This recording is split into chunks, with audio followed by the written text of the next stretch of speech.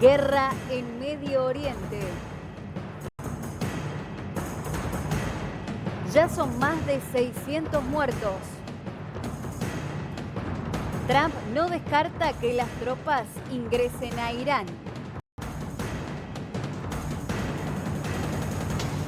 Bueno, y estamos en comunicación con Marcelo Biasati, analista internacional, para tratar de entender un poquito más este conflicto, ¿no? Marcelo, ¿cómo estás? Buen día, gracias por atendernos hasta ahora. ¿Qué tal? Buen día. Y la verdad, este conflicto, la gran pregunta es, a esto que plantea Trump, ¿va a durar 4 semanas? ¿4 semanas en base a qué? ¿Al stock del arsenal de misiles y drones de Irán? ¿O al problema económico que quizá empieza a vislumbrarse por estar paralizado el estrecho de Hormuz, lo cual va a llevar, entre otras cosas, como lo está haciendo ahora, a la suba del petróleo, a la suba del gas, a la suba del oro, a algo que desestabiliza la economía, porque siempre las guerras generan 2 puntos: escasez e inflación. Claro, claro. ¿Y cómo? Ahora bien, ¿cuándo comenzó esto? Sí, no, perdón, Marcelo, te interrumpí. Tiene algunas aristas en este mundo redondo. Fíjense, cuando fue la acción de Venezuela, lo primero que dijo Trump, más allá de la democracia y demás, nosotros venimos por el petróleo. Y lo segundo que planteó es que se cortara la relación que había desde la época de Maduro con Hezbollah y con Irán, porque estaban fabricando, con la intención de fabricar, drones y misiles. Como vemos, misiles en Venezuela hubiese sido una plataforma para así poder llegar al territorio de los Estados Unidos.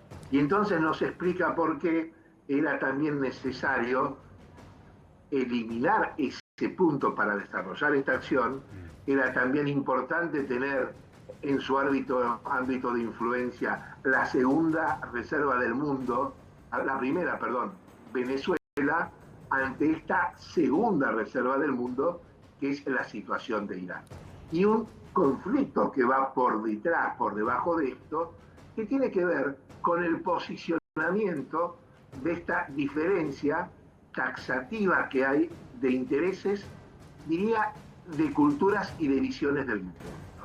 Porque primero, Irán no es un país árabe, ellos hablan el farsi, no son semitas como los árabes, son iranios, son arios, un pueblo indoeuropeo, y que básicamente los países que la rodean, donde está en la base de Estados Unidos, son sunitas y no son chiitas. Y en esto sí tiene que ver también con una interna que hay dentro del mundo musulmán, a ver quién tiene la predominancia en el enfrentamiento con Israel. Marcelo. Por un lado, como bien lo contaba recién, sí, le escucho. No, termina el concepto. Te escucho. Bien, no, quería preguntar cómo... Como bien lo planteaban, para Israel es ante... Hay un pequeño delay, termina tranquilo. Escucho tu pregunta, dale. Bueno, te quería preguntar sobre como argentinos, cómo nos impacta social y económicamente el tema del acercamiento de Milei a Donald Trump, y porque viste que se genera esa preocupación de qué es lo que nos va a pasar a nosotros, ¿no? Como que estamos metidos en el medio, siendo que en general en estos conflictos bélicos siempre quedamos apartados. Sí, y uno se pregunta en materia de seguridad, también en materia económica, ¿no? A ver si va a aumentar la nafta y todo ese tipo de cosas. Yo por las dudas en el tanque. ¿Por qué? Porque ya nos pasó, por ejemplo, cuando comenzó la guerra entre Ucrania y Rusia. Bueno, también hubo un coletazo que tenía que ver en un principio con el precio del petróleo, que es lo más sensible. También hay una oportunidad, porque la variación del precio del petróleo, como lo decía antes, las guerras, escasez e inflación. Y los coletazos también a nosotros nos llegan. Nos llega también la oportunidad, si se quiere, de dos elementos, uno en corto plazo y uno en el mediano plazo. En el corto plazo puede llegar a dinamizar Vaca Muerta, más de lo que está. En el largo plazo va a llevar al aumento de la demanda de el litio por un lado y las tierras raras por el otro, porque son los elementos para la conversión tecnológica de no estar tan dependiente de los combustibles fósiles. Claro, claro. En lo otro que planteabas, el tema de la seguridad. Bueno, nosotros a veces tenemos el pensamiento mágico de que las cosas están muy lejos y no nos llegan y no nos ocurren. Nosotros sufrimos el atentado de la embajada, el atentado de la AMIA, básicamente cuando tuvimos en otro momento lo que se llama en relaciones internacionales aquiescencia pragmática. ¿Esto qué es? La alineación, como tuvo en su momento Menem con Bush, y por lo cual participó de la guerra del Golfo, y las consecuencias la vimos en la calle Arroyo y en la calle Pasteur. Obviamente nada es gratis y no tiene que ver con que sea una factura que en el momento se nos pase a nosotros. También a veces hay que tener algunas cosas y algunas consideraciones. Año 2023, barcos iraníes vinieron al Atlántico Sur. No hace tanto, una fragata misilística y otro barco iraní dio vuelta desde Chile por el estrecho de Magallanes, y la pregunta es, ¿qué hacían estas naves misilísticas en el Atlántico Sur?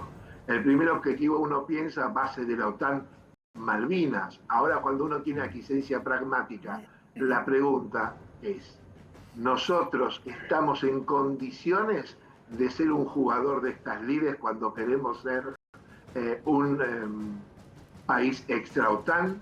¿Tenemos hoy el armamento necesario para disuadir? Porque ¿saben qué? El no tener armamento tampoco es una seguridad en el mundo que vivimos, que las cosas no te pasen. Por ejemplo, alguien podía pensar la voracidad de Trump por las tierras raras tratando de vender o ocupar Groenlandia. ¿Y Groenlandia qué fuerza armada tiene? ¿Qué capacidad de disuasión tiene en este conflicto? Ninguno. ¿Saben para qué sirven las Fuerzas Armadas? Para nada. Para que no nos pase nada. Sí, Mati. Marcelo, en función de lo que está aconteciendo, veía que reportan algunos medios que supuestamente el portaaviones Abraham Lincoln, que es muy importante de Estados Unidos, está emprendiendo una retirada por un presunto nuevo ataque de Irán. En función de este conflicto y de cómo va escalando la violencia, ¿crees que este tipo de hechos puede hacer que se incremente aún más la violencia o que tal vez Estados Unidos, más allá de las declaraciones de Trump, baje un poquito la tensión en los próximos días? Bien, hubo toda una campaña que sí, que no, sobre el ataque a este portaaviones, que si habían impactado o no armamento iraní. Siempre los portaaviones son el centro de la flota y el centro del prestigio. Claro. Y siempre los ataques a los portaaviones son un secreto de Estado y se niegan. Es más, los británicos todavía niegan el ataque al Invencible durante la Guerra de Malvinas. El que se retire el portaaviones es, en tal caso, el símbolo de que en la medición del ataque que realizó Israel junto con Estados Unidos, no pensaban la capacidad de respuesta de Irán. Bien. Ellos sí hacen una acción militar, pero la acción militar básicamente tenía un objetivo político. El objetivo político era el asesinato de la cúpula del líder religioso de Irán y básicamente apuntar a que se produzca un colapso en los mandos y en el sistema de gobierno iraní que fuerce, que lleve a una salida. Este es el objetivo principal, no es ni siquiera porque es el premio mayor. porque así es como que se ordenaría el tema de disuadir a Irán de que aumente las probabilidades de desarrollar un arma nuclear, y en algún punto a esto que está decidido también Estados Unidos, y no como un objetivo vital, que es la supervivencia del Estado, se llama así, la supervivencia del Estado de Israel, sino al objetivo estratégico, que es ir recomponiendo la presencia y el liderazgo de los Estados Unidos en las distintas regiones. Lo hizo con Venezuela, vamos a ver qué pasa con Cuba, en lo que ellos llaman históricamente su patio trasero, la vacante que se había producido en Medio Oriente tras el retiro de Rusia, que tiene problemas porque está desarrollando su guerra con Ucrania, y estoy forzando un término, estamos ante una guerra mundial fragmentada en distintos escenarios, porque la búsqueda de tener la hegemonía o el control de los distintos teatros es el punto que está marcando una transición sistémica entre la unipolaridad a la multipolaridad, que ya queda claro y definido eso que decían que era incierto. La transición va a ser traumática y la transición va a tener en principio la fuerza de la utilización del instrumento militar. Bueno, muy bien. Marcelo Biasatti ha sido muy, muy claro. De nuevo, el deseo de todos es que esto se termine lo antes posible. Es complejo el panorama. Seguramente te estaremos contactando de nuevo para que juntos analicemos todo esto que está pasando allí en Oriente Medio. Te mandamos un gran abrazo, Marcelo. Un gran abrazo a ustedes, excelente programa.